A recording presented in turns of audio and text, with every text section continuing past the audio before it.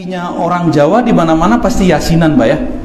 Yasinan, apalagi selamatan, kendurian. Kalau saya suka duriannya, Pak. Modus, Pak ya. Apalagi tuh? 7 bulanan ya.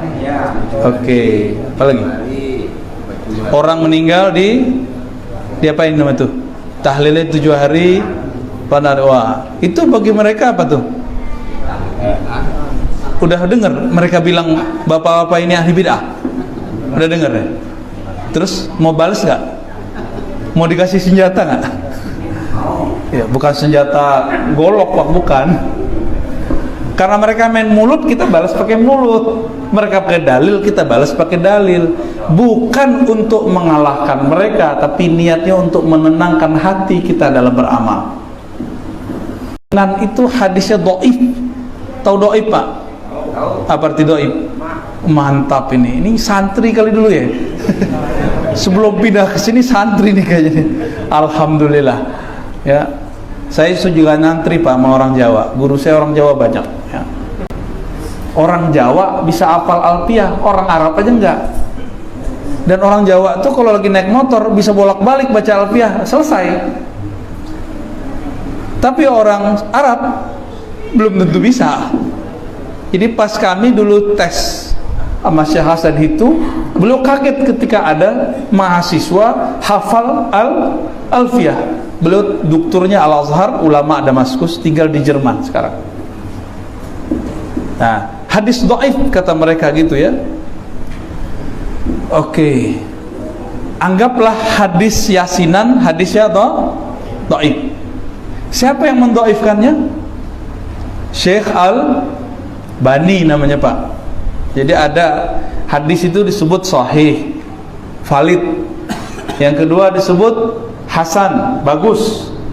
Yang ketiga disebut dhaif. Nah, ini untuk ngulang-ngulang aja. Yang sahih, hasan boleh dipakai. Yang dhaif ada yang boleh dipakai, ada enggak. Bagi salafi semua yang dhaif enggak boleh dipakai. Nih bagi salafi nih ya. Dalam bab ibadah nggak boleh dipakai apa kali? Dalam bab akidah. Saya kasih pertanyaan, ente baca nggak kitab Tauhid Muhammad bin Abdul Wahab, pendiri Wahabiyah? Di situ ada hadis-hadis dhaif dipakai untuk akidah. Kalau wong apa nih, Sidodaji ya, pakai hadis dhaif untuk bayasinan, masa nggak boleh? Sedangkan Syekh Muhammad Wahab pakai hadis dhaif untuk akidah. Dan itu diakui oleh tokoh salafi namanya Mustafa Al-Adawi. Bisa dicari di YouTube itu Syekh. Antum kan bisa bahasa Arab, cari aja tuh di YouTube. Syekh Mustafa Al-Adawi.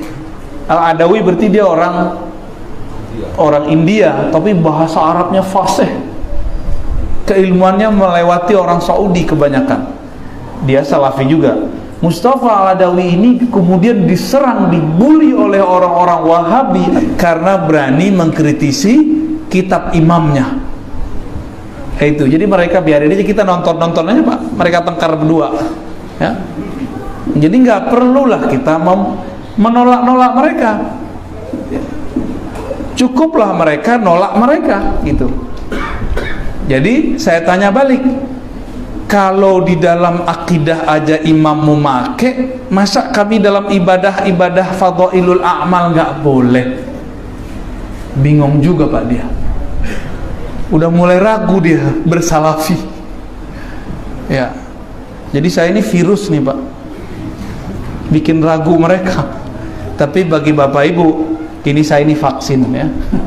Insya Allah, amin. Niat kita cuma satu, semoga Allah ridho, kita beramal itu tenang. Jangan lagi yasinan masih mikir, ini bid'ah nggak ya? Udah nyampe tahlil masih mikir, ini bid'ah nggak ya? Kalau kita pakai imam mereka, nah, sekarang pakai imam kita aja deh.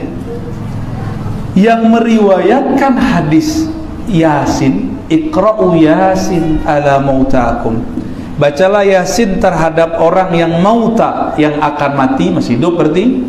yang sakaratul maut, yang telah meninggal, berarti 3. Yang akan mati, sakaratul maut, atau yang sudah meninggal. Dibacakan surat Yasin. Ini riwayat Imam Abu Dawud, Imam Ibnu Majah, dan ketemu juga dalam riwayat Ibnu Hibban, Al-Hakim, dan lain-lainnya. Imam Ibnu Hibban naruh di kitab yang dia kasih judul Sahih. Imam Abu Dawud naruh di kitab Sunan Abi Dawud, dan dia tidak beri komentar. Abu Dawud kalau tidak beri komentar berarti hadisnya bagus. Istilah zaman itu belum ada hasan, istilahnya soleh. Wa ma sakattu anhu fahuwa salih. Hadis kalau Imam Abu Dawud tidak komentar, maka hadisnya bagus. Berarti hadis Yasinan bagus nggak Pak? Bagus. Mentang-mentang Yasinan nih yang bilang bagus-bagus aja. Ya. Ayat Quran yang dibaca. Iya. Itu dalil terakhir itu Ustaz. Sabar tahan. Ini kayaknya karena banser nih, semangat nih. Baik. Imam Ibnu Hibban itu imam, baru dengar ya nama Ibnu Hibban? Udah dengar nggak sebelumnya? Barusan saya sebutkan, dengar kan? Imam Ibnu Hibban ini nulis kitab judulnya Sahih Ibnu Hibban, naruh hadis itu dan beliau menilainya sahih. Berarti minimal udah 2 imam yang mengatakan hadis ini bagus, bener ya? Kalau ada imam dulu bilang sahih, imam sekarang bilang tidak sahih, kita ikut yang mana? Yang dulu aja ya.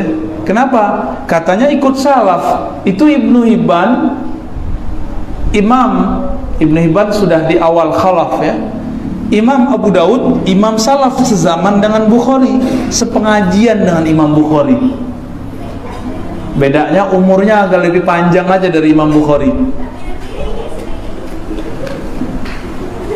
Imam Abu Dawud, imam salaf, tidak mempermasalahkan hadis Yasinan. Jadi kira-kira kita baca Yasin nggak Pak nih? Tetap baca Yasin ya. Ustadz, bukan itu doang, habis baca Yasin kok pakai baca Al-Fatihah, Alif Lam Mim, ayat kursi, amanah Rasul. Ini kan Nabi kan nggak pernah begini. Nah, Nabi nggak pernah lakukan. Nah, ini gaya mereka nih. Mereka ini kalau nggak tahu bilang nggak ada. Nah, ini pembohongan baru atas nama Rasulullah. Jadi kebohongan atas nama Nabi itu 2, menambah-nambahkan dan mengurang-urangi. Nabi nggak pernah melarang, dia bilang Nabi melarang. Nabi tidak melakukan, belum tentu itu tidak ada. Lihat dulu sahabat Nabi. Adakah riwayat yang menyebutkan kalau kita ke kubur atau mendoakan orang mati baca Fatihah, baca Alif Lam Mim, baca 5 ayat pertama, ayat kursi, amanah Rasul, kul ada tak? Ada. Yang meriwayatkan itu imamnya sendiri, yaitu Ibnu Qayyim. Dikumpulkan oleh Ibnu Qayyim riwayat-riwayat dari Lalikai, riwayat dari Qudai, riwayat banyak sekali bahwa Ibnu Umar sebelum wafat berpesan. Apa pesan beliau? Kalau saya mati bacakan kepada saya, dan itu dikubur loh ya, baca Quran dikubur, bayangkan. Al-Fatihah, Alif Lam Mim sampai 5 ayat terakhir, ayat kursi dan seterusnya. Ini pesan siapa? Sahabat Ibnu Umar. Ibnu Umar sahabat bukan? Anak dari Umar, namanya Abdullah bin Umar. Maka amalan Yasinan lalu khataman dimulai dengan Fatihah, Alif Lam Mim, ayat kursi, amanah Rasul, kul itu bukan buatan NU. Buatan siapa? Buatan siapa itu?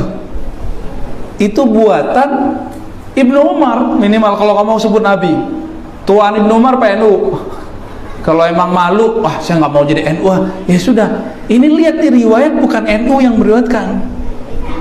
Berarti ini hadis sudah ada sebelum NU lahir, benar nggak? Terus kenapa NU yang disalah-salahin masalah yasinan, masalah khataman? Orang NU itu cuma menikmati fasilitas yang sudah ditulis oleh para ulama, dipakai oleh mereka. Itu cuma yang melestarikan amalan itu aja bedanya.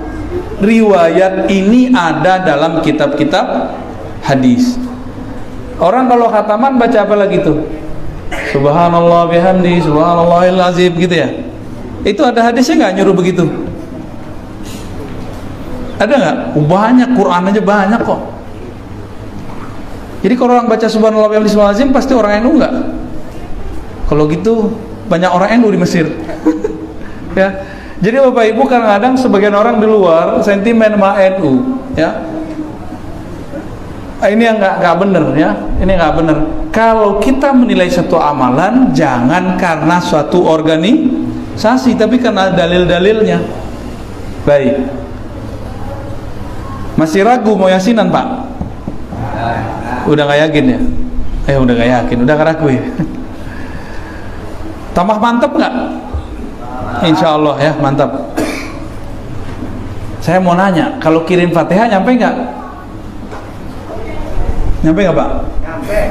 Wah mantap. Santri tulen ya Pak. Antum santrinya bukan 100%. Wah 1000% berarti. Alhamdulillah. Tubuh Iren, wah tuh masya Allah, mutasil sanatnya ke Mbah Hashim ini. Ya, alhamdulillahirabbil alamin.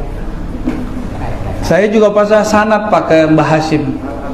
Guru saya Syekh Ali Mustafa Yaqub khatam kitab-kitab fikih dan hadis dari Syekh Syansuri Badawi. Kemudian Mbah Idris Kamali. Mereka berdua ini murid langsung dari Hadratus Syekh Hasyim Asy'ari. Ya. Alhamdulillah. Saya ini bukan orang Jakarta loh Pak ya, saya orang Payakumbuh. Tapi nikah mau wong Jawa. Bapak kalau pergi ke Mesir, ke Yaman, itu orang hadroh dan itu bukan NU. Ya. Di sini yang melestarikan mahabbah Nabi, amalan-amalan seperti tadi itu ulama Nahdiyin. Makanya saya walaupun tidak masuk organisasi NU, saya sangat mendukung amalan itu. Kenapa? Kalau nggak NU, siapa lagi yang melestarikan? Muhammadiyah punya tugas lain, bikin rumah sakit yang gede-gede, bikin universitas di mana-mana. NU kan baru buat Pak, bener ya? UNU ya, Unisma baru buat, Staino. Muhammadiyah udah di mana-mana, jadi bagi tugas aja. Berkat di masyarakat NU, berkat di kampus, biarlah orang Muhammadiyah.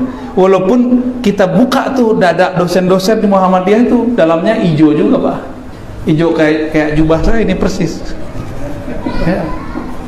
Itu kita ketemu banyak, ini saksinya banyak ini ya. Pengurus-pengurusnya itu karena di NU ngantri bro. Kalau di NU sini nggak ngantri karena nggak ada gawagis. Gus nggak ada di sini. Di sini siapa bisa jadi siapa, yang penting alim, benar nggak?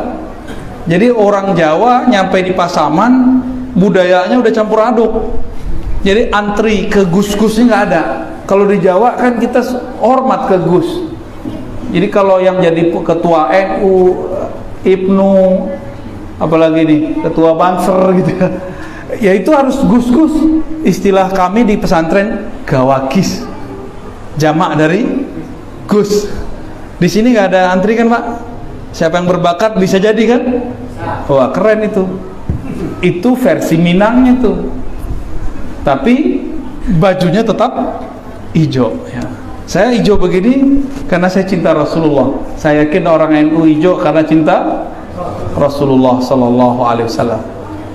Suatu kali ada seseorang bermimpi ketemu Nabi dan dia melihat pakaian Nabi dan cahaya Nabi warnanya hijau. Ternyata ketemu dalam Sunan Tirmizi disebutkan bahwa Nabi ra'aitun Nabi sallallahu alaihi wasallam. Nah, aku melihat Nabi sallallahu alaihi wasallam dan padanya ada pakaian atas bawah. Jadi pakaian itu atas bawah.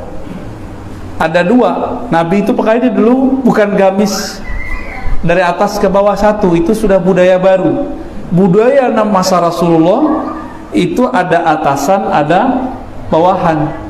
Akhdarain, yang dua-duanya warna hijau. Hijaunya mirip-mirip begini Pak, emang begini insyaallah ya. Alhamdulillah. Tapi kalau aura hijau itu beda lagi tuh. Apalagi kolor hijau itu beda lagi tuh.